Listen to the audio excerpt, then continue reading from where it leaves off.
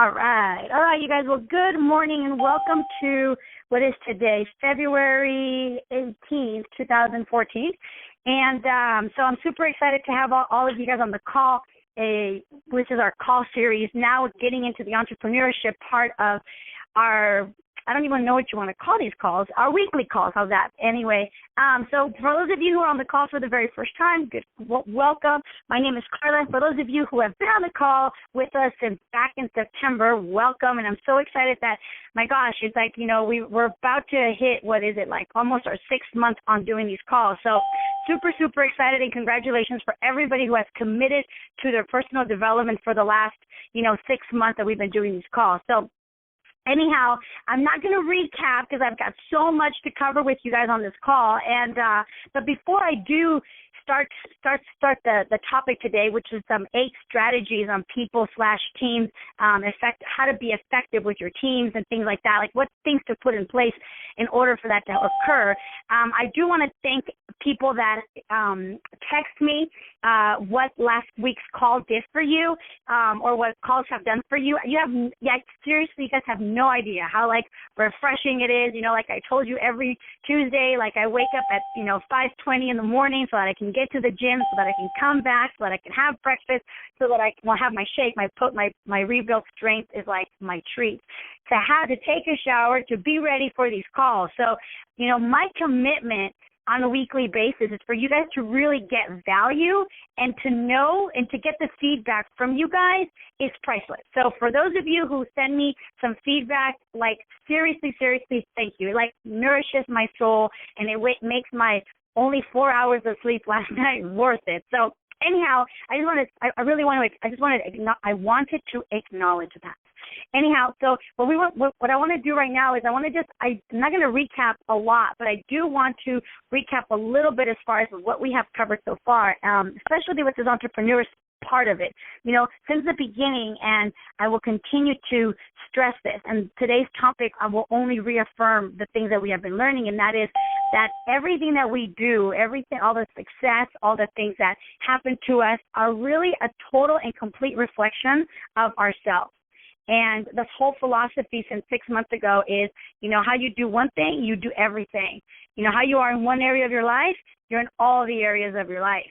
And, when you stop and really think about that, it's kind of refreshing and scary at the same time.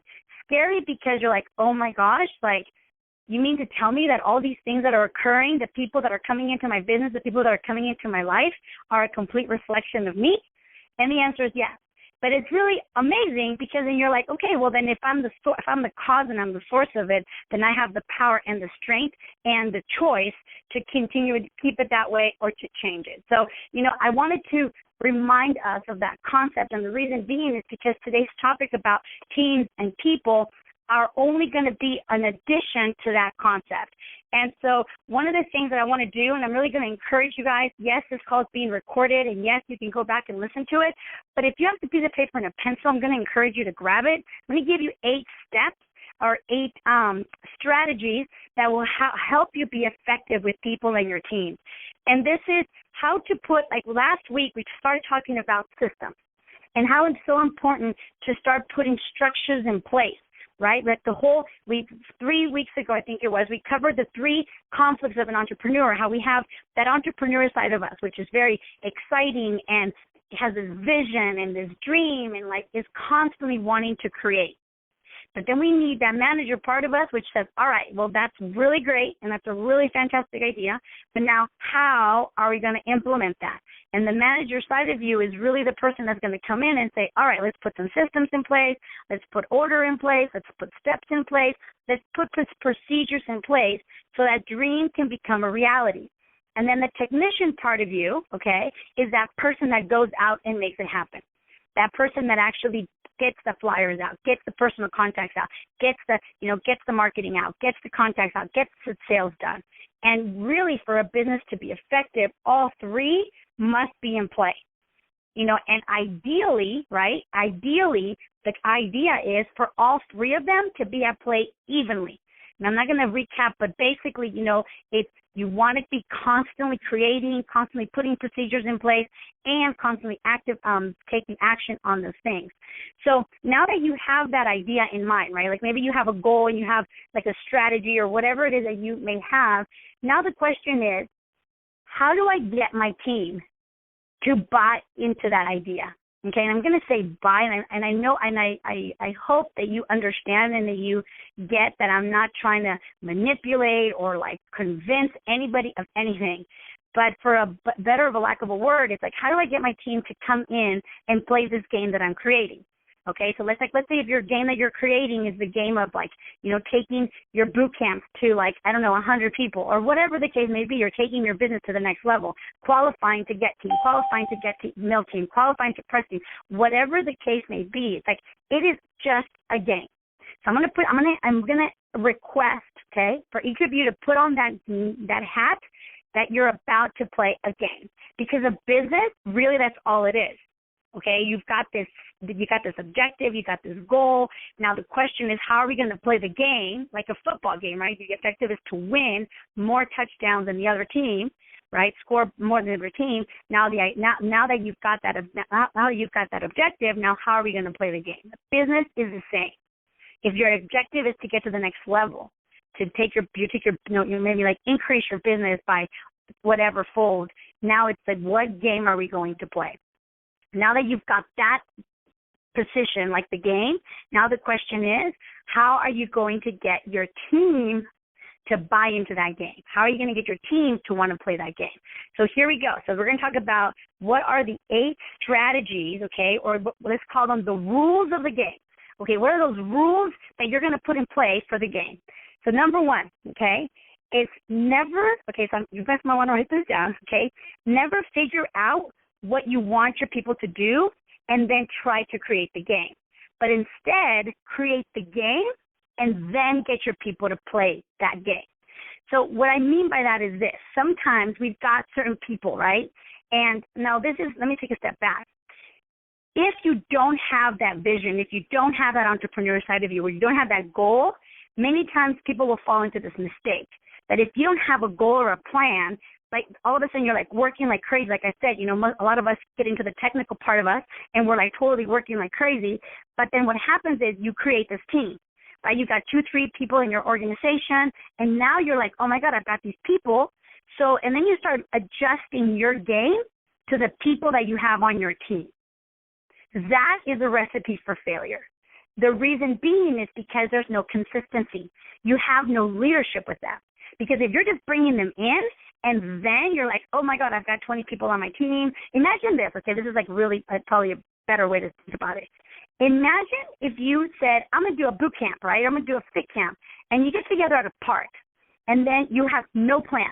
You don't have the game. You don't have the strategy. You don't have the exercises in place. You have nothing. You just told everybody to show up, and then, bam, there are 20 people on your team, at the park, ready to do the fit camp. And then you go, what would you guys like to do? Immediately loss of rapport, loss of leadership, okay? You can't be doing that. You can't grab people to come your way and then try to create a game based on who shows up. That's not a good plan. But instead, if you were to take back and go, all right, I'm going to do a fit camp Tuesday at 8 o'clock. What's the game I'm going to play? Okay, I'm going to have them do 4 exercises, and I want people that are disciplined, and you start figuring out this game, like what you want to play and who do you want to play with, right? So, for example, you might say, like, okay, I'm going to do a fit camp on baseball, so guess who you're going to go after? Baseball players. If you're going to say, I'm going to do a fit camp on, like, muscle, like a CrossFit thing, like who you're going to look out for are people that are interested in that. So if you design the game first, if you design your plan first, then you go out and find people, you will find that you will attract the people that want to play that game. And like, let's say, just for fun here, let's say you did like a fit camp on CrossFit, for example, because all you want to do is you want to play this game of muscle mass, right? Those of you who don't know CrossFit is, it's like really intense strength exercises, right? And like, let's say you get somebody to come on, and that's really what you want to play. But then you get somebody that comes onto your fit camp, and she's like, or he is like really weak, and he's like, oh, but I don't want to lift weights. Oh, but I don't want to do this. So but you're not rude to them, right? But guess what? Now you know that person is not willing to play your game. And that's going to make your life a heck of a lot easier to be able to enroll people if you're clear on the game you want to play. So that's number one, okay? So number two, never create a game for your people that are unwilling to never create a game for people that you're unwilling to play yourself, okay? So in other words, this is like something that we hear all the time in our meetings, and that is, you can't ask somebody to do something that you're not willing to do yourself. You can't ask somebody to have, to show up at the HOM if you're not willing to show up yourself. So in other words, this game, the rules that you're going to play, that you're creating for your game, called your business or your life or whatever the case may be, right, is that you cannot put together this game that you're not willing to play. You're not like this you have an orchestra. You have the conductor, right? And the conductor, technically, it doesn't play any of the instruments. But even though it's not playing the instrument, it's playing with the orchestra. But imagine if if all of a sudden the conductor was like, all right, you guys, play, but I'm just going to chill here on the stands. The team will have no direction. The orchestra will fall apart without that conductor directing it, without the conductor playing the music with them. Okay, the coach, while the coach is not necessarily like out in the field with them, right? But the coach at some point knows how to play the game and is willing to play with them if they're willing to do it. I mean, if he had to do it. Okay, so in other words, you cannot ask somebody to do something you're not willing to do yourself. That doesn't mean that you've got to do it all the time, right? So, for example, if you don't want to do fit camps, but you want to guide your guys and you want to teach them how to do fit camps, that's a powerful, effective leader. But if you had to do a boot camp, you're not going to say, well, no, I just don't do that, right? You're willing to do it as well. It's just something you might not be choosing to do, but they know that if they needed you, they can count on you. Okay, so people your team, in order for them to follow you, they have to not only know that you're real and that you're authentic, but they also have to know that what you're telling them, you would do yourself. Okay, so that's number two. Number three, make sure there are specific ways of winning the game without ending it. So in other words, when I'm saying like make sure that there's specific ways that they can win, like they can get to the next level, but that's not the end of the game. And I'm going to take a little moment on this one because if I can share, like I've said on the calls before, I have no shame in sharing with you guys my not mistakes, my life lessons, right? And I will say that when I was reading these concepts, I was like, oh my gosh. I remember one of the top distributors in Herbalife once said that, and if you guys get anything from this call, it's this. We'll get a lot, right? But this is definitely a very important one, and that is, anytime you are ready, like you're almost there in accomplishing your goal, before you accomplish it, you must set the next one. I mean, I really cannot tell you how many times I have not done that. And as a result of me not doing that, it really, like whenever I reached my goal, it literally was like playing those video games, like game over. And it's no fun. Because as humans, especially as people that most of us are on the call, we're very driven. We have to be challenged, and we have to have the next exciting thing, right? So I remember, and I'll share this with you really quick, when I first started my business, as I shared with you guys a couple of weeks ago on the calls, was that, I was working like crazy, got to Get Team 6 months, and it was great. Like I really celebrated, like yay, like I went on the trip to Puerto Rico for the weekend. So that's another thing you guys celebrate, right? I went to Puerto Rico for the weekend, but while I was in Puerto Rico, I remember thinking on the way back, okay, what's my next goal? And immediately I wasn't like, oh, cool, I got to Get Team and just chilled. Like really, I celebrated. There was those steps of winning, but it wasn't the end. I immediately went back to work, and part of the reason why, what I will confess, was not by self-choice. But it was because there were people in my organization that were in their second or third cuts themselves of Get Team. So even though I was done, they were barely in the process or in the middle of their cuts. So therefore, I now then started working like for their goals to make sure that they completed their game of getting to get team, right? And as a result of me not stopping, as a result of me not thinking that it was the end of my game, that it was like the other two ladies getting to their next level, that is what got me to Mill Team 6 months later, because I didn't stop. And when I got to Mill Team, I will confess, so I got to Millionaires Team in 13 months, and I will confess at the moment I got to get Mill Team, I worked one more month to make sure that somebody that was qualifying with me qualified, and then I will confess that I literally took a break, and it was like game over, I'm done.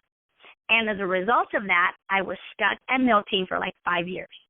Okay, and, same thing with my bikini competition. I worked my butt off like crazy, totally disciplined, got on stage, and I was like, sweet. And even though consciously I didn't say game over, I didn't give myself another goal. I didn't say, okay, now that I did this, what's next, Karla? It was like, yay, I did this. I was like living at the gym. All I ate was chicken and, broccoli. And I was such a restricted diet, right? And I was really proud of myself because I accomplished it, but literally not consciously, but literally like game was over because I didn't continue to work towards something else. So in order for you to have your team be effective and to continue this game, they must know that they can win. They have measurements of winning, but also make sure that they know it doesn't end there, that their game does not end. Okay? So that's number 3.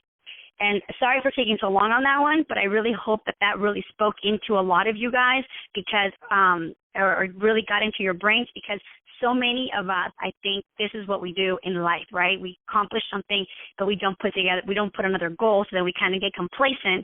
And it doesn't have to be like drastic goals. It could just be like, I could have said, okay, now my next goal is run a 5K, right? I didn't have to do another competition, but to keep that going so I didn't go back to my old habits, therefore go back to my old body. So go back to your old life, therefore go back to your old business, therefore go back to your old whatever, and then go back to whatever you had, right? So that is like a recipe for not a good situation. So that's number 3. Number 4, okay, change the game from time to time. Okay, so here's so important, change the game from time to time. The tactics, not the strategy. So here's what I mean by this. So many times I'm not saying like you do this one plan and, and then swing the pendulum and do another plan. No, you got a 90-day plan. Absolutely. You finish that plan. But what I invite you to do, and this is one thing I said a couple of weeks ago, is don't just work. Yes, you want to work like those horses with blinders on. I get it, right? You want to, but from time to time, you got to kind of like check, am I on the right track? Right? Am I on track with what I want to accomplish? Otherwise, 90 days later, you're like, oh, wait, what happened? Okay, so don't change your plan, but really start checking in with yourself on a weekly basis or whatever the case may be. Now, talking about your people, so here's the deal. So we're talking about how to be effective with people and teams. So you've got this plan. And one of the things as a leader that you are, right, you want to make sure that you're watching your people. Don't just like work like a blind person and then like a horse with blinders on, and then like 3 months later you're like, oh wait, where did everybody go, right? So you want to make sure that while you don't change your plan, but you want to start adjusting whenever necessary. Now, if things are going great and whatever it is that you're doing is creating momentum, keep it going, right? You might want to add like a little promotion in the middle of it. You might want to add little things to it, but you definitely want to make sure that you check in with your people, okay? And here's the thing. The trick is to anticipate the end before anybody else does so that you can change it if you have to. That is the trick. Can you anticipate before anybody else does? Like you're looking at things and you're like, okay, you know what, this is not going well. I need to make some adjustments. As a true leader, this is like before, like, I don't know, I'm going to exaggerate here, right? If you're driving and before you get to that cliff where the car just falls off, right? You anticipate, oh my gosh, you know what? It looks like there's a cliff ahead. Let me make some adjustments with the car. Same thing.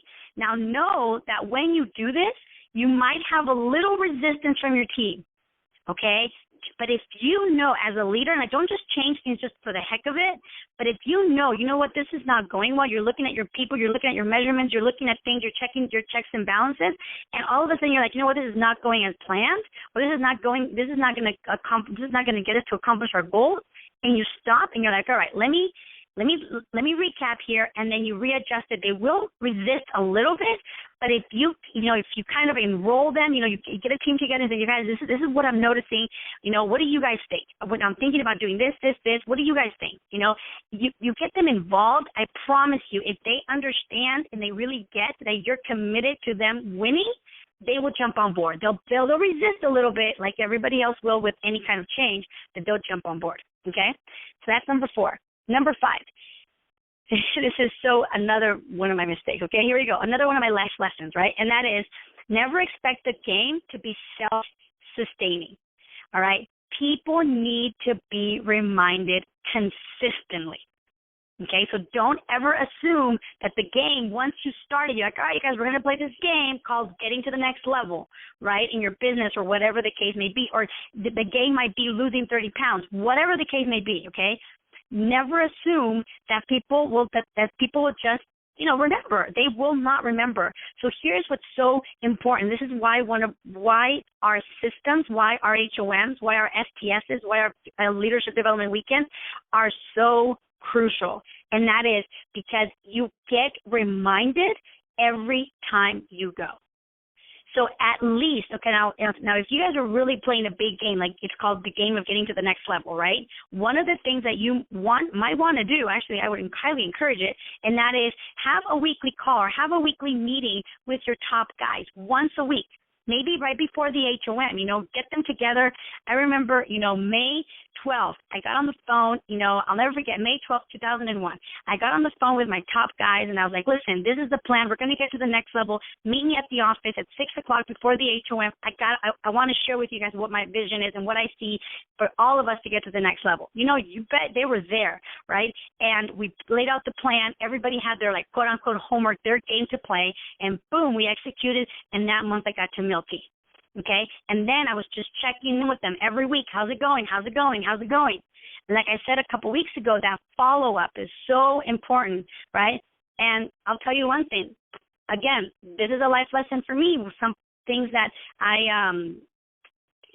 wasn't as effective in, okay? I'm really being careful and mindful of my vocabulary here about myself. But one of the things I wasn't effective in, and that is that, a lot of the times I am very self-driven, and I don't necessarily waking up at, I went to bed whatever. I got very little sleep last night, but I woke up this morning. I don't need somebody to be like, come on, Karla, wake up, let's go work out. I'm very self-driven. I woke up and I want to get up? No. But you know what? I do what I need to do. When I have it's kind of challenging to get me to do something, but when I do it, I'm all in. And, and I woke up this morning no problem. And so a lot of the times I forget that people are not like that. Okay, that some people, and even me, I also need some motivation and accountability. I'm not saying that I don't, but some people need it more than others. So one of the things for you is that if you want to win at your game and if you want to be effective with your team and your people, you've got to make sure that you're reminding them of what the game is on a weekly basis. All right, you guys, so this is what we're playing for. These are our goals. How are we going? How's your goals going? How's your game? And check in. And, with us, it's kind of easy because you've got the system. You got an HOM, you got a fit camp, and maybe something like 20, maybe 20 people getting together after fit camp and then saying, and having a pep talk for 5 minutes and all right, you guys, just checking in. How are you doing? Stay on track with your meal plan. Stay on track with your, fitness. Stay on track with your personal development because it's all a mindset, right? And you have that pep talk with them, right? You're getting them still involved in your game. I promise you, if you do this, your fit camp classes or your boot camps will start to increase. Your HOMs will start to increase because you are reminding them on a weekly basis that we're all playing a game, and that's the game to getting to the next level or losing the 30 pounds or whatever the game is that you're creating. So important. Never expect that the game will be self-sufficient. Never expect that the people will be self-sustained. We got to keep them. We got to remind them. All right, number 6. The game has to make sense. All right, and this is kind of like a given, but it's not. I don't want to overstep this. and that is the game has got to make sense, And what I mean by this is when you're designing your game and you're having a goal and a plan, I really encourage you before you go and project your plan to your team that you first, work things out. I'm going to get to the next level. This is the game I'm going to play. And it's got to make sense, right? It's got to make sense for you. It's got to make sense for the players. In this case, your distributors. It's got to make sense. And if the plan is foggy or muddy, from the beginning, people will, you'll know. You'll know. People will be confused. They'll be like, wait, what are we doing? So many times, and I'm not going to, but anyway, it doesn't matter. But so many times there's been certain promotions that I could see, if I look at the audience, I can tell people are not enrolled because they don't understand the promotion. So if it doesn't make sense to them, it's like if you don't even know, if I'm saying go to Joaquina, you're like, where's that? Well, of course you're not going to be motivated to get in the car and go because you don't even know where it is. You have no idea why you're going. It's like it doesn't make any sense why I'm telling you to go to this makeup city. But if I say, hey man, you know what? We're going to Palm Springs because you know what? You're going to take this freeway. When you get there, it's going to be all sunny and da-da-da. And I paint this picture and then I say, and I paint this picture and I go, by the way, it's like 3 hours. Okay, so it makes sense to drive there because we understand the whole vision and we know how to get there. So whenever you're doing a plan, whenever you're playing a game, you've got to make sure that it makes sense. And, you also have to make sure that it's makes sense from the beginning because otherwise here's the thing. You want to remember that, how can I say this? That you have the best, that you can have the best reasons in the world for your game, getting to the next level or whatever the case may be, but still end up with losing the game. Because if it's not logical, people will not play, people will not support you, and people will just not be enrolled.